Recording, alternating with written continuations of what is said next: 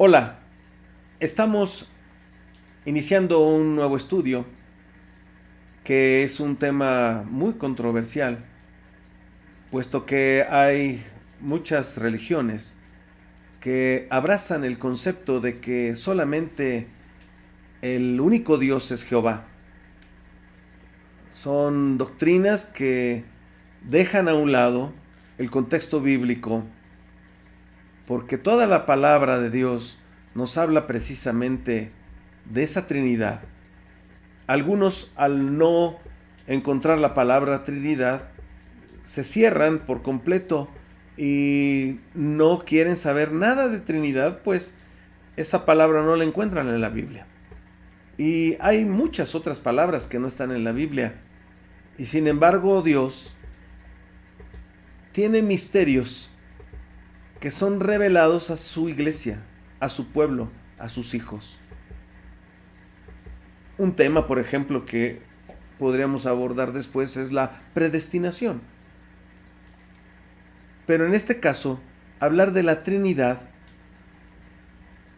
necesitamos ir al contexto de toda la Biblia para ver lo que la palabra de Dios verdaderamente enseña de este Dios que quiso manifestarse en tres.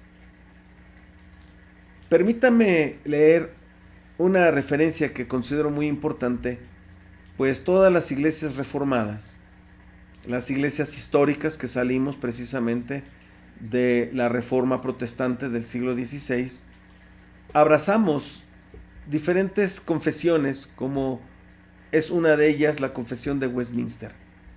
Y esta confesión dice así en su capítulo 2, artículo 13: en la unidad de Dios hay tres personas, de la misma sustancia, el mismo poder y la misma eternidad. Dios el Padre, Dios el Hijo y Dios el Espíritu Santo. El Padre no es de nadie, ni es engendrado, ni procede de nadie. El Hijo es engendrado eternamente del Padre. El Espíritu Santo procede eternamente del Padre y del Hijo. Podríamos irnos a los textos bíblicos que soportan lo que acabo de mencionar, pero sería un estudio verdaderamente largo. Lo importante es que si usted tiene acceso a la Confesión de Fe de Westminster, usted podrá ver en este capítulo, artículo 13, el soporte que nos da de todos los textos bíblicos de lo que acabo de leer. Muy bien, pues regresando al tema que nos mueve a tratar en este momento, es el dilema para muchos de no poder sacar de ese Jehová la posibilidad de manifestarse en Jesucristo o en el Espíritu Santo de Dios. Y vamos a ver los textos bíblicos que, por un lado, nos ponen como textos en el Antiguo Testamento de donde no pueden salirse, sino literal se quedan allí. Vamos a leer Isaías 43:11.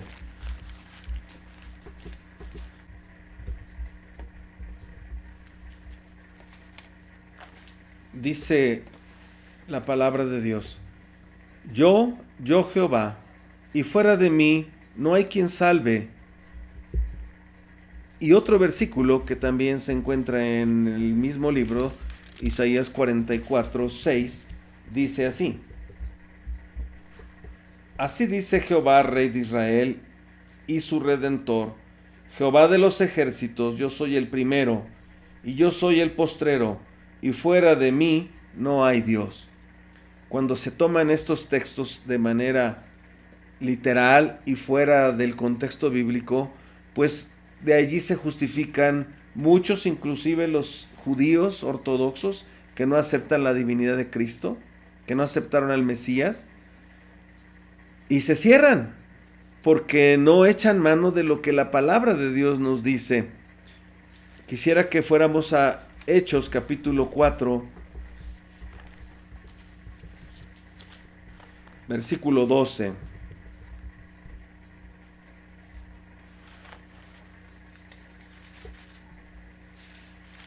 Estamos en el Nuevo Pacto y aquí en este libro de Hechos de los Apóstoles dice el versículo así: y en ningún otro hay salvación, porque no hay otro nombre bajo el cielo dado a los hombres en que podamos ser salvos. No podemos abrazar solamente una parte de la Escritura.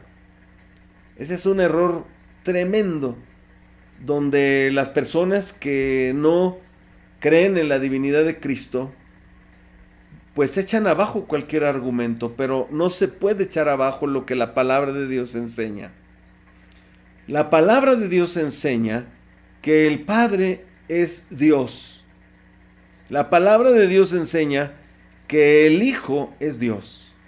Y la palabra de Dios enseña que el Espíritu Santo es Dios. No creemos en tres dioses. Creemos en un solo Dios, y esa es precisamente la doctrina fundamental, que es la Trinidad. Vamos, por favor, a buscar Isaías 43:10. Y allí vamos a ver precisamente cómo la Biblia nos dice que el Padre es Dios. Isaías 43:10 dice así: vosotros sois mis testigos, dice Jehová, y mi siervo que yo escogí, para que me conozcáis y creáis y entendáis que yo mismo soy. Antes de mí no fue formado Dios, ni lo será después de mí. El Padre es Dios, pero no podemos quedarnos solamente con este texto para tener el argumento de que el Mesías no vino o que solamente Jehová es Dios. Vamos ahora a buscar Juan 1:1. En este evangelio se nos muestra que el Hijo es Dios.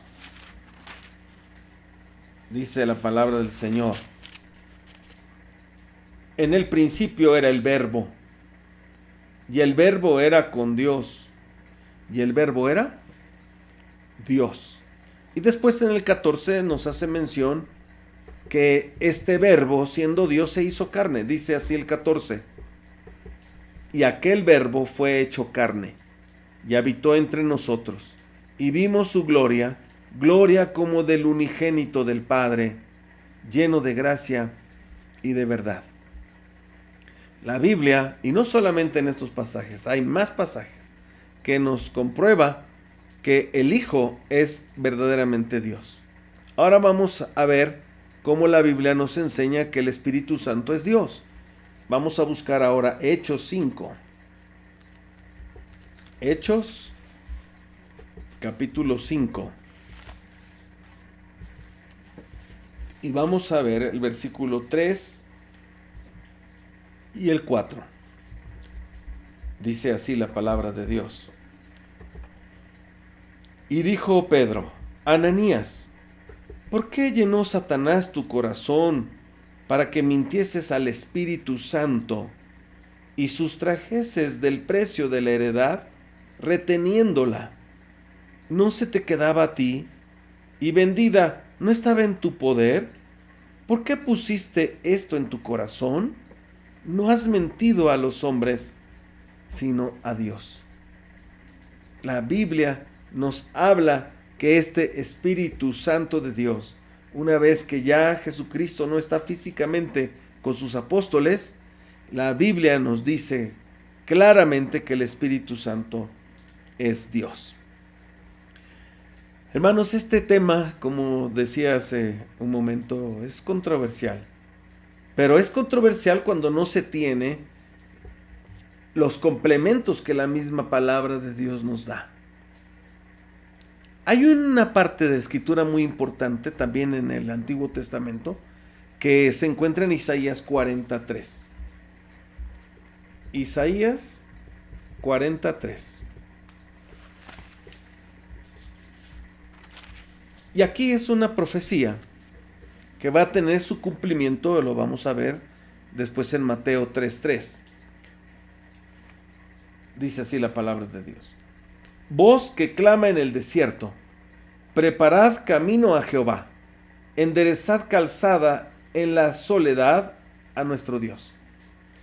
Este versículo no encuentra sentido si no se cumple. Y el cumplimiento de esta profecía la podemos ver claramente en Mateo 3:3.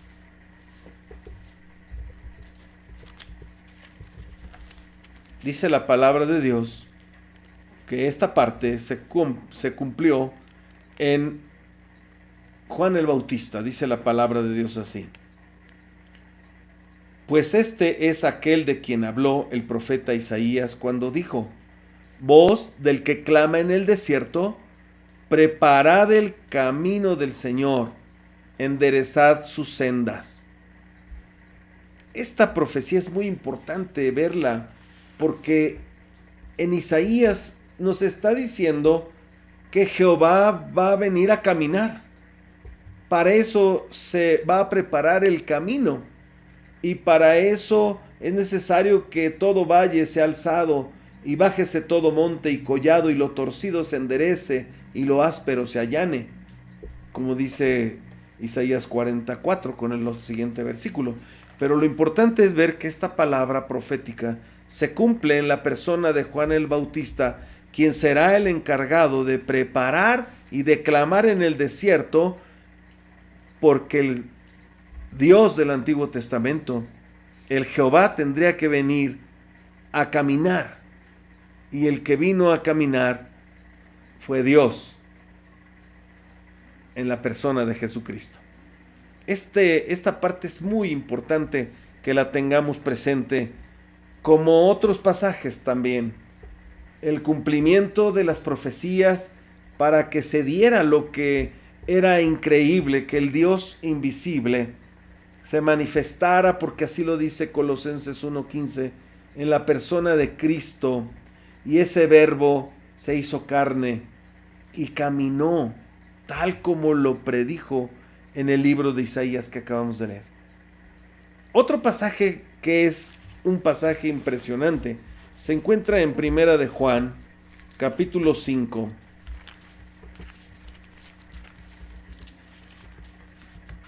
Primera carta de Juan, capítulo 5, y vamos a leer de los versículos 19 al 20.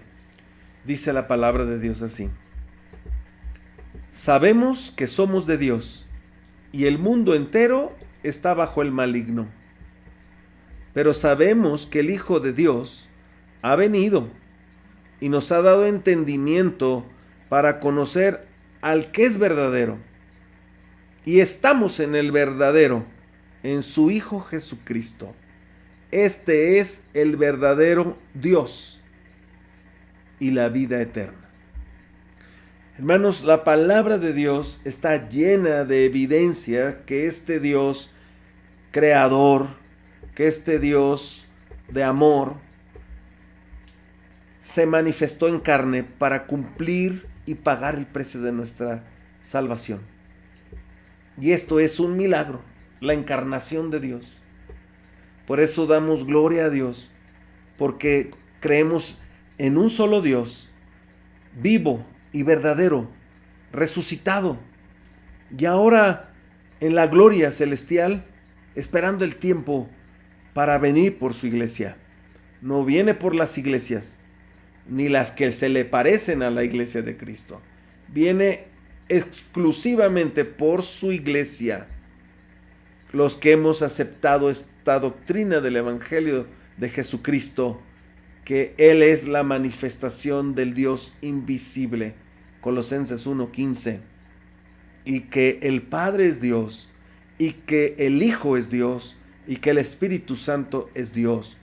Creemos en la Trinidad, una doctrina fundamental en la palabra de Dios, y quienes de manera aislada o cortada o bajo su propio beneficio no toman en cuenta el contexto bíblico, pues son anatemas, son malditos, porque no tienen en el corazón la sana doctrina del Evangelio de Jesucristo. Que Dios les bendiga y nos vemos en el próximo tema.